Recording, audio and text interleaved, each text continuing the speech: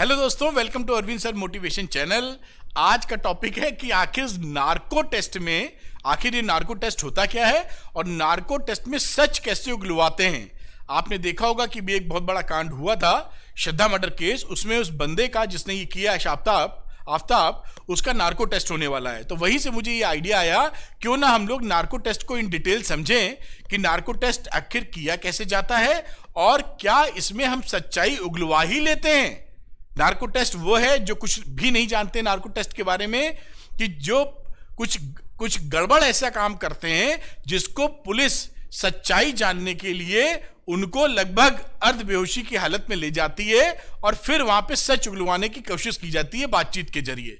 तो ये पूरी बात इन डिटेल समझेंगे। तो मैंने बस एक पृष्ठभूमि बताई कि नार्को टेस्ट किस लिए यूज करते हैं। खैर, आपको ये चैनल अगर पसंद आए, ये वीडियो पसंद आए तो लाइक और शेयर कीजिएगा। अरविंद सर मोटिवेशन चैनल को सब्सक्राइब कीजिएगा। इंस्टाग्राम पे फॉलो करने के लिए लिंक डिस्क्रिप्शन में दिया गया है। जैसा आप समझ रहे हैं और देख रहे हैं बिल्कुल ठीक कि नार्को टेस्ट, इससे सच कैसे उगलवाया जाता है। अब बात को आगे लेके चलते हैं। जैसा मैंने पहले बोला था कि जो श्रद्धा मर्डर केस है, उसमें जो एक्यूज्ड है, जो बंदा जिसने ये किया है आफ्ताब पूना वाला, उसका नार्को टेस्ट कराया जाएगा। तो क्या हम ये माने कि नार्को टेस्ट ब्रह्मास्त्र है? ये नार्को टेस्ट करा के हमें सच्चाई का पता ही लग जाएगा? और अगर ऐसा है तो भाई सबका करा लिया जाए। जितने अपराधी मिलते हैं उनका नार्को टेस्ट करा लो और पता चल जाए कि भाई इन्होंने कांड कैसे किया था और क्या किया है। मन में आता होगा ना, मेरे मन में भी आया, आपके मन में भी आता होगा। तो आखिर क्या है मसला कि क्या ये 100% कारगर है या सबका क्यों नहीं कराते? अभी देख लेते हैं हम लोग फटाफट। तो देखिए, नार्को टेस्ट क्या है, जो लोग बिल्कुल नहीं जानते उनके लिए यहां पर उपलब्ध बातें हैं कि कुछ ऐसे सिचुएशंस जहां पर पुलिस अपराधियों को पकड़ती है, उनसे बातचीत करती है, उनसे सच उगलवाने की कोशिश करती है, लेकिन वो सच नहीं उगलते। फिर आप पुलिस के केस में जानते होंगे 3rd डिग्री का भी उपयोग किया जाता है, मारते कूटते भी हैं पुलिस वाले। तो वो पुलिस वाले मार कूट के भी कोशिश किए कि वो सच उगल दे, लेकिन वो अपराधी इतना ठस है कि सच नहीं उगल रहा है। अब उस केस में, या कोई हाई प्रोफाइल केस है, बहुत बड़ा कांड कर दिया गया है, तो वो कांड अगर कर दिया गया है तो एग्जैक्टली सिचुएशन क्या उसको जानने के लिए नार्को टेस्ट कराया जाता है। नार्को टेस्ट में क्या करते हैं, अभी बातें भी बताएंगे। उसको एक इंजेक्शन देते हैं, डॉक्टर की निगरानी में डॉक्टर लोग ही देते हैं, एक टीम होती है जिसमें उसको अर्ध बेहोशी की हालत में ले आते हैं। और उस समय क्या होता है मैं आगे बताऊंगा।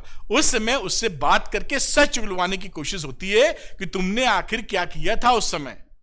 क्या वो उस समय सच बता ही देगा या नहीं बताएगा, इसको अभी पता चलेगा। तो नार्को टेस्ट का आपको अंदाजा लग गया होगा कि नार्को टेस्ट से कोशिश ये होती है कि उसने जो कांड किया है वो सच कबूल कर दे, क्योंकि वो कुछ कबूलने को अभी तक तैयार नहीं रहा है। नार्को टेस्ट की भारत में कानूनी वैधता क्या है? देखिए, नार्को टेस्ट जो है वो पुलिस अपने मन से नहीं करा सकती है।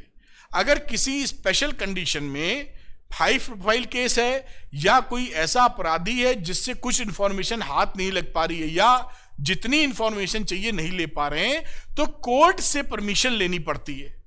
तो कोर्ट ये देखता है कि जिसका हम नार्को टेस्ट करा रहे हैं, इसका नार्को टेस्ट होना चाहिए कि नहीं, क्योंकि हर बंदा नार्को टेस्ट के लिए फिट नहीं होता, क्योंकि इसकी कुछ परेशानियां भी जुड़ी हुई हैं इसके साथ।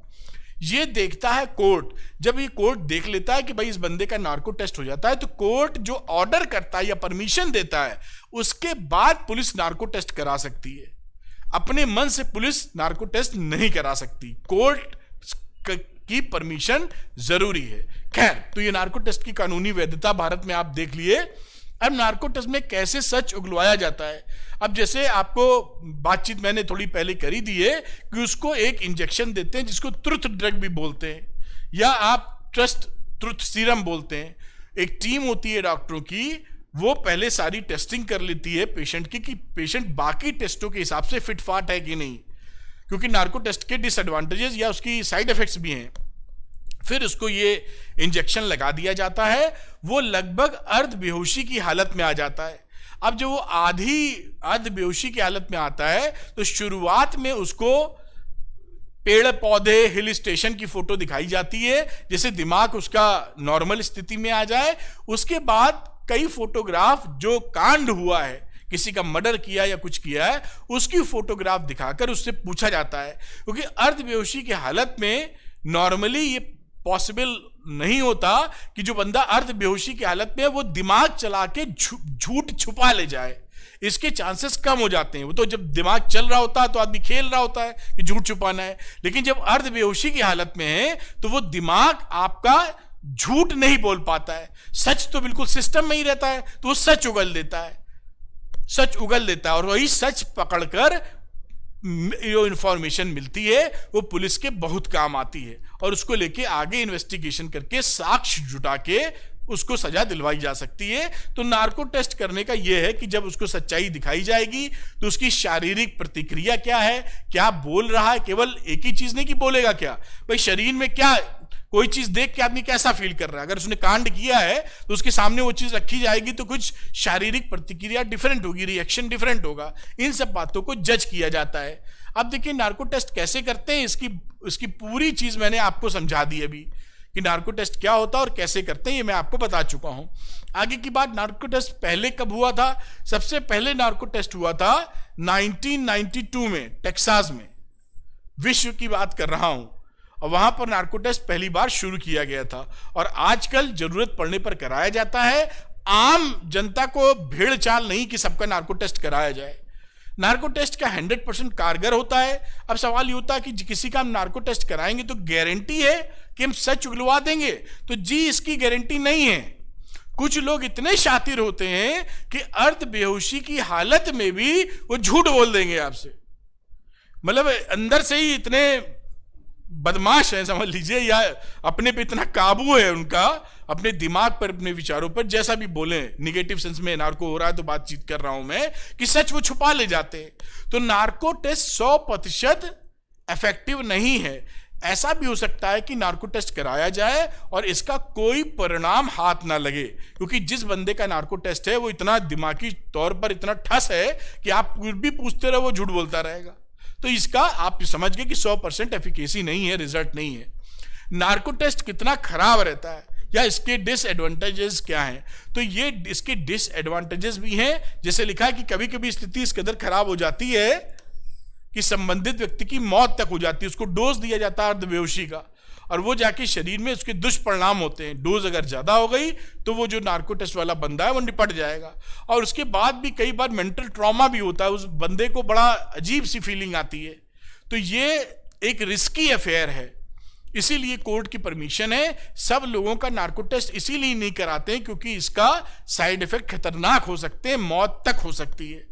इसलिए जनरल पब्लिक को नहीं कराया जाता। हाई प्रोफाइल केसेस या जहां पर बहुत ज्यादा जरूरत महसूस हो पुलिस वालों को, तो वो कोर्ट की परमिशन से ये नार्को टेस्ट कराते हैं। कोर्ट का आदेश आता है, फिर ये टेस्ट कराया जाता है। तो नार्को टेस्ट किन लोगों का नार्को टेस्ट नहीं होता है, किनका नार्को टेस्ट नहीं, क्योंकि ऐसा नहीं कि पुलिस वाले कोर्ट से पूछेंगे कि इनका नार्को टेस्ट कराना है और कोर्ट कह देगी जाओ कर लो। ऐसा नहीं है, वो मना भी करती है। अगर आप शारीरिक रूप से, वो जो बंदा है वो शारीरिक और मानसिक रूप से कमजोर है और कोर्ट को लगता है कि इसका नार्को टेस्ट हुआ तो इसके दुष्परिणाम ज्यादा होंगे या इसकी मौत हो सकती है, तो कोर्ट मना कर देगा कि इसकी जरूरत नहीं, आप बाकी तरीकों से पता कीजिए, जांच कीजिए।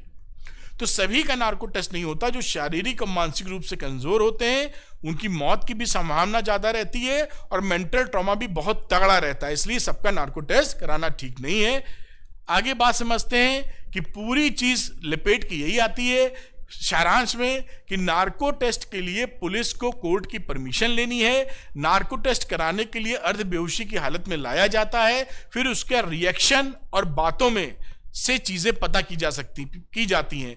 नार्को टेस्ट कराने पर भी 100% कंफर्मेशन नहीं होता कि उसने जो किया वो उगल ही दे। सब पे नार्को टेस्ट कराया नहीं जा सकता क्योंकि इसके साइड इफेक्ट ज्यादा है, मौत तक हो सकती है। तो उम्मीद है ये इंफॉर्मेशन आपको पॉजिटिव लगी होगी, इंफॉर्मेटिव लगी होगी। अगर आपको लगता है कि वीडियो अच्छा था तो लाइक और शेयर कीजिएगा। अरविंद सर मोटिवेशनल चैनल को सब्सक्राइब कीजिएगा। इंस्टाग्राम पे फॉलो करने के लिए लिंक डिस्क्रिप्शन में दिया है। Thank you very much, wish you all the best.